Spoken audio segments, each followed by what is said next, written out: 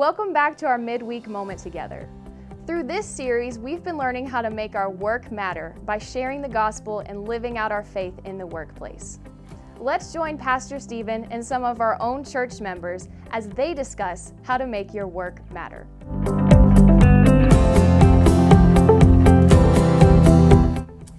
Well, Matt, thank you for coming and sitting with me for a few minutes tonight as we continue to talk about work and faith and how those two things play together. So why don't you take just a second and introduce yourself and tell us a little bit about your job and what exactly it is you do. So, my name is Matthew Ramoser. I'm a logistics officer in the United States Marine Corps. I've been doing that for 20 years. We've moved 7 times all across the country, so that's been a lot of fun. But what that means, to break it down, make it simple, is I'm responsible for planning the logistics or the transportation and supply and maintenance for Marine Corps units and their activities. Very cool. So entertain me for a moment because I'm not very savvy with these kind of things. Have you had the same job everywhere at all 7 locations you've been, or has your job changed over time? Obviously it's changed as you've either ranked up or done different things, but has it basically been the same kind of thing? So my job's kind of unique because I can be responsible for kind of a wide array of different activities. Like I say, from supply activities to maintenance related activities, transportation, and everything in between. So it just kind of depends on what role I'm filling in a particular unit. And so it can kind of expand and contract with responsibility depending on all those things. Right. So tell me a little bit about the decision to join the Marine Corps and what kind of led you to decide that was a career you wanted to do and then to extend and stay in the Marines and continue that career. Yeah, so it's kind of a funny story because when I was in high school, I remember I was getting ready to graduate and I was in the car with my mom. We were driving home from church or wherever we were at, and I distinctly remember sitting in the passenger seat and she asked me if joining the military was something that I would ever consider or think about. And I believe I laughed out loud at her because that was the furthest thing from my mind. That was not on my radar at all. That was not something that I saw myself doing ever. We had some military experience in my family. My dad was in the Navy for 4 years. My granddad on both sides were in the military as well. So that's kind of where her thought process was. You know, her father was a retired colonel in the Army, so she thought that would be a good opportunity for me transitioning out of high school and doing something like that, but I didn't think so at the time. So then fast forward 3 or 4 years, and I'm about junior, almost a senior in college, and I don't know what I'm going to do with my life.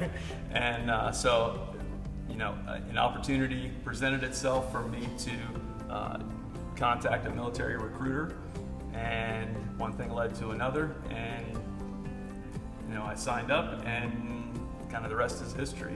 And I chose logistics specifically because that to me seemed like a marketable skill, because I didn't know at the time if I was going to be in the military for 4 years or 40 years. So if it's going to be on the shorter end of that spectrum, I better have something that I can show for it, some experience and training that I can present to the civilian world to help myself get a better job when I do transition. Right. I love hearing people's stories about how they get involved with what they're doing or the job that they're currently in. And it's crazy how many of those stories start off with, well, I never saw myself doing this, and yet here I am X amount of years later, type thing.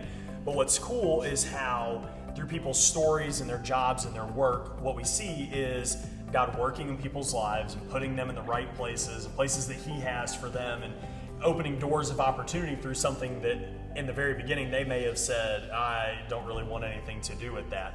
So kind of as a general question, how would you say that your faith has influenced your work?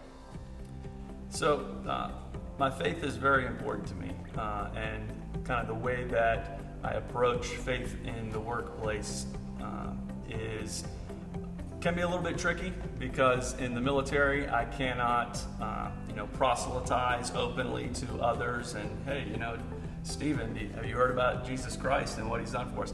So I can't necessarily be overt in the way that I approach my faith, but there are things that I can do. So, the Bible says in Matthew, let your light so shine before men that they will see your good works and glorify your Father in heaven. So I try to live out my work life the way I do my personal life, the way I do my spiritual life and church life, one and the same, just to present that example of Christ-likeness to the world. And I don't always get it right. I'm not perfect.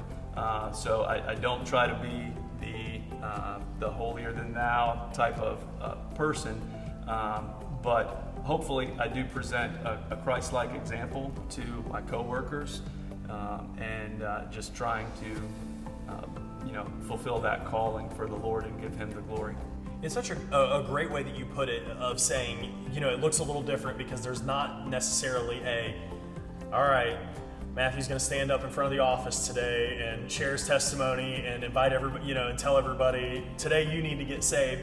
And sometimes I think, that's kind of how we think it's supposed to go. We think, okay, if I'm going to live my faith out at work, that means that I have to stand up at work and, declare to my entire office, this is who I am and this is how I think you should live, or something like that. But it's such a great reminder that for a lot of people, the important thing is like living that faith out and saying, hey, I'm going to choose to make decisions in this way. Let my faith influence me so that my life is an example, so that my life is a testimony.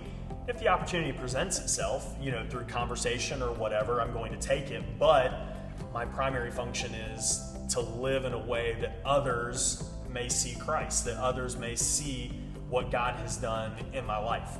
Yeah.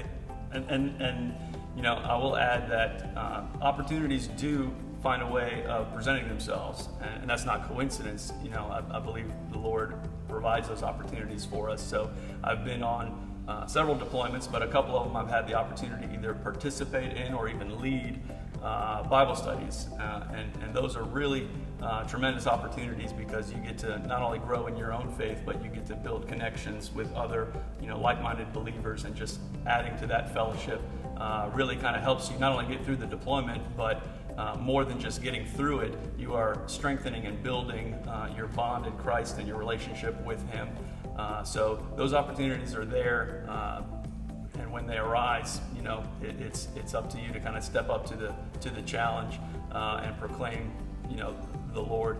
Another example is, I've been promoted a few times and been, received some awards and recognitions and things like that. I try to always make a point of, it's not about me or what I've done or what I've accomplished, but I try to turn that back around and give God the glory and honor him for the recognition that is, humbly being placed upon me for whatever reason. How have you seen your faith and the way that it impacts you at work kind of bleed over onto other people, or kind of influence those around you who maybe aren't believers, or maybe people who they don't have any religious affiliation or anything like that, but through the way you live, you've been able to see maybe a difference made in their lives? Yeah, it's definitely interesting because especially in those opportunities where it's a little more overt, you can invite people to like a Bible study event and things like that. You can really kind of cultivate that in a relationship more one-on-one or in a small group of people. In my daily work environment where I'm interacting with folks, I think I'm really encouraged when a conversation avails itself to lead down the path of spiritual things, and we start to talk about my faith, and then someone that I work with who I know is also a believer comes alongside, and now together we are talking to an individual or to a group about our faith and what it means to us, and why we believe it and how that affects our lives, and the encouragement that it is to us. And I think that's really important because it not only allows me as an individual to be a little bit more bold, because now I know I'm not standing alone, but I'm strengthened and bolstered by the fact that I've got a fellow believer here, and we are presenting the gospel and the truth to to the workplace, but in a way that others can hear and respond to it as they will.